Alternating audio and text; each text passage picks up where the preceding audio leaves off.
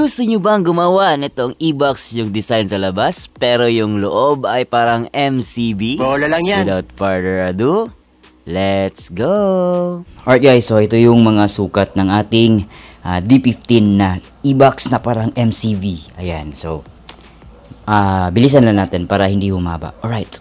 Yung ating front para sa ating speaker is 17 by 17 inches. Okay, 17 by 17 inches. Tapos ito naman yung parang division niya, or ang tawag ko na lang dito is bed. Ayan, so yung sukat niya guys is 17 by 15 inches. Okay. And then yung ito yung cover niya guys. Ayan, 17 by 17 din ito. Ayan, 17 by 17 inches. Tapos, ito naman yung top and bottom niya. Ayan, pareho lang guys yung sukat ng top at saka bottom. 20. Ayan, 20 by, 18.4 inches. Okay. Okay, tapos ito. Yung side niya is mahaba to. Is 23.5 inches. Ayan. Tapos, yung dyan is 20 inches. Okay. Ayos. So, yung back pala guys, nakalimutan ko. Ito. Yung back guys is 23.5 inches by 17 inches. Ayan. Tapos kayo nang dumiskarte guys kung anong klaseng speaker terminal yung i-install nyo. Sa akin is Speakon 2 for parallel purposes. Alright. So, ang project na to pala guys ay pinagawa sa ating kaibigan na si Pau Pau Claire. Ayan, so medyo matagal-tagal din natin itong natapos guys, gawa na meron din tayong day job. But kung meron tayong mga bakanting oras, ito at tinatapos natin para ma-deliver na din natin sa kanya. To be honest guys, nagustuhan ko talaga yung ginawa natin itong e-box at kinumbine natin yung design din ng MCV. Kasi guys, to be honest, hindi ko talaga alam kung anong tunog nitong box na ginagawa natin. Ang yung goal ko lang talaga is mapaliit lang yung box. Kasi yung box niya before guys is medyo malaki talaga at masikip na daw sa kanilang bahay. Kaya naisipan ko na ganitong design yung gagawin natin. Wow. Kasi gusto niya yung hard kick daw. And the same time, gagapang din yung bass niya. Alright? So, tip lang sa lahat ng baguhan na gumagawa ng box guys. Aside sa pako guys, maglalagay talaga tayo ng wood glue. And the same time, pagkatapos niyan is mag-wood screw din tayo para sa mas matibay natin na building ng box. Alright? Hindi totoo yan. So, sa video na to guys ay isang box lang yung pinakita ko. Pareho lang naman at saka para hindi na rin humaba yung video kasi meron talagang viewer nagsasabi na masyado dong mahaba yung video ko at nakakabagot ng panoorin. Anyway, ito pinagbigyan na din natin, so isang box lang yung ipapakita natin guys. Alright? Alright.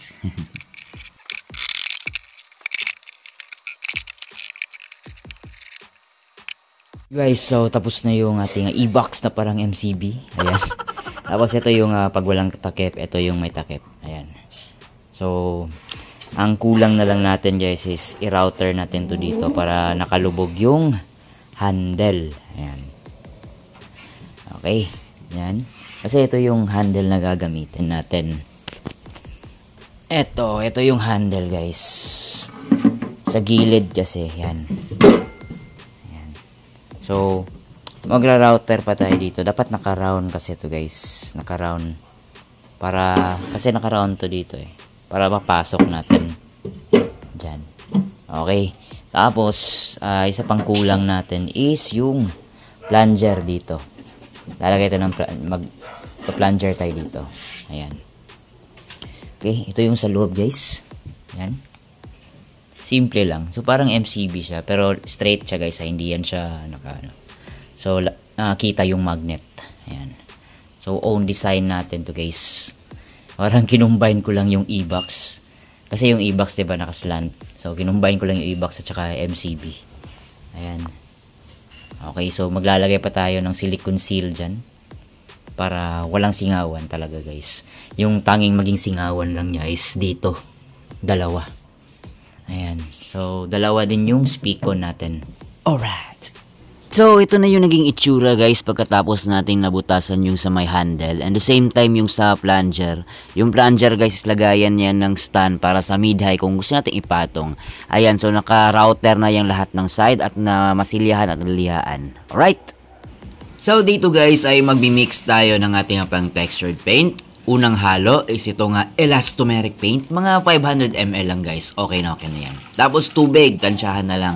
Then mekos-mekos na tayo at ilagay na rin natin itong ating tile grout. 1 kilo guys. Ayan. Mekos-mekos. At ang wood glue, kahit anong brand guys, pwedeng Shellwood, pwedeng Stickwell. Sa akin Shellwood guys, kasi mas malabnaw at madaling haluin. Gaya nito. Alright. Para madaling mahalo guys, ito ginamitan na natin ng drill at may pang mix na siya guys. Alright. Sa pag-apply natin ng textured paint guys, gumamit kayo ng mahabang textured roller. Ayan, para abot na abot natin yung kasuluk-sulukan ng ating speaker box at hindi tayo mahirapan guys. O diba? Hindi totoo yan. So, inuna ko talaga yung sa harapan guys kasi para hindi tayo mahirapan kapag kulob na yung ating speaker box at may access na tayo sa lahat ng parte ng ating box. Okay, so ganun yung tsura guys. Okay, so free na tayo sa lahat ng area. Let's go! So sa textured painting guys, bali 3 patong yung gagawin natin para mas matibay siya guys. Pero yung papakita natin dito sa video ay 1 patong lang para yun nga hindi tayo hahaba. At saka iksi lang yung ating video. Ayan, so bali ito first coat lang yung papakita natin guys. At ipapakita ko yung result niya. Okay guys, so tapos na tayo mag textured paint sa lahat ng ating speaker box. Ito yung subwoofer natin. Alright, so patutuyuin lang natin to guys. Tapos magliliha tayo. Unfortunately pangit yung panahon ngayon kasi tingnan nyo naman. Uulan naman. So, ito yung resulta guys. Ayan. Ewan ko lang kung klaro sa cellphone or sa camera natin. But yan yung finished product. So, bali 3 patong yung gagawin natin. So, ito is first coat pa naman to. So, 3 patong ng textured paint yung gagawin natin. Para mas matibay talaga guys. Ayan. So, hindi pa masyadong maganda dyan. Okay, so 3 patong. First pa naman to. Alright guys, so since tuyong-tuyo na yung ating top coat finish dito sa ating subwoofer box. Ayan, so assemble na natin itong mga accessories natin. Andiyan na lahat guys, yung ating rubber feet, yung handle natin, plunger, corner guard, etc. lahat. Kasama na din yung logo guys. Ayan, yan yung gusto ng client natin. Alright, tapos ito yung cover guys. Okay, yung fiber fill, ayan. So, ilalagay natin yan sa loob, guys, para mas realistic yung tunog ng bass. Okay? Tapos, huwag kalimutan yan, guys, yung foam tape natin para iwas vibration. So, ilalagay natin yan dito sa, basta dyan. Para paglagay natin ng handle. So, walang masyadong vibration. Especially dito sa cover, guys, dito, banda. Lalagyan natin yan. Okay? So, ito yung loob. Ayan. Yan ko yung klaro. So, speakon, 2 dyan, guys. Okay. So, lalagyan pa natin ng fiber fill dito. Yan, sa loob. So, para siyang MCB na e-box. Ayan. Tapos yung sa speakon, guys. Ito lang. Simple lang, guys. Ayan. Okay. Yung textured finish natin, pino. Kasi yung ginamit ko na roller, guys, is pino. Okay. So, without further ado, let's go!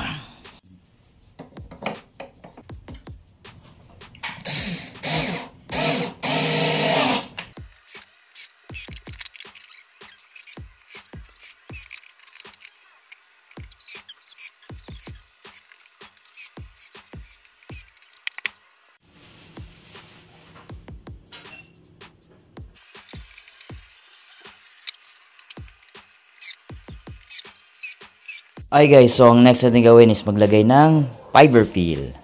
Alright.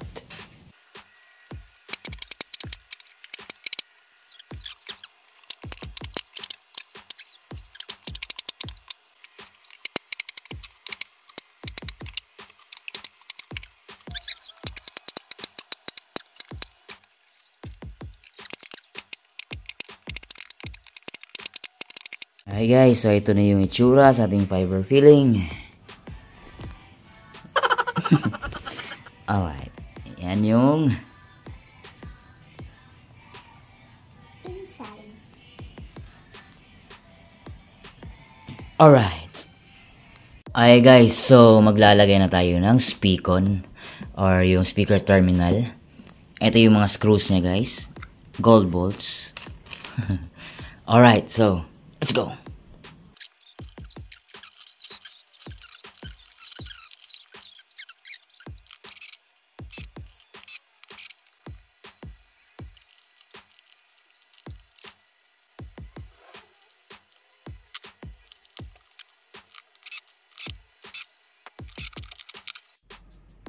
Wow! Okay, next yung handle. Tapos yung sa may plunger guys, ayan. So last na lang natin yung ilagay kasi mahirapan tayo pag install sa speaker. Kasi masasagi siya. Okay? So handles muna tayo. Alright.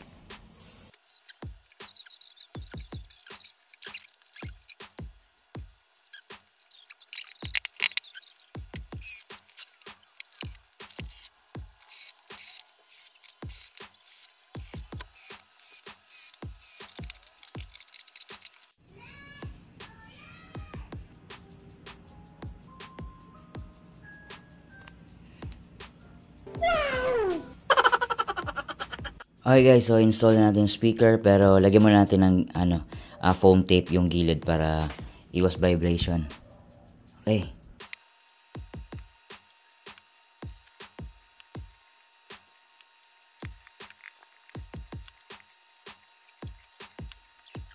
Okay, so install na natin yung speaker.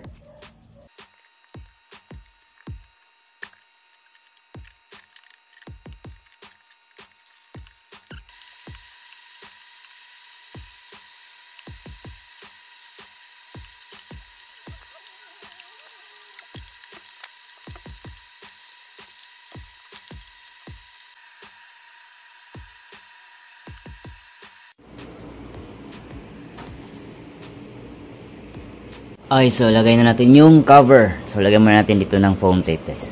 Alright.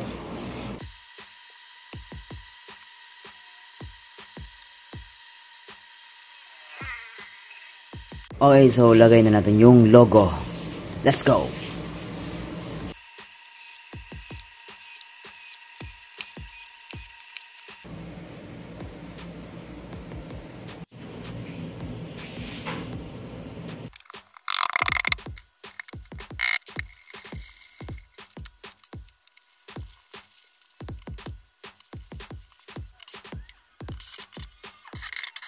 At eto na nga yung kinalabasan sa ating ginawa nga e-box at ang loob ay parang MCV. Yung size nga pala nito guys is size D15. Ayan, so ito yung gustuhan na design ng ating client at pinalagyan pa niya ng logo na DXB. Ayan, so abangan nyo lang yung sound check natin ito guys ha. Alright. So till next DIY project mga Call of Duty Lights and Sounds. Alright.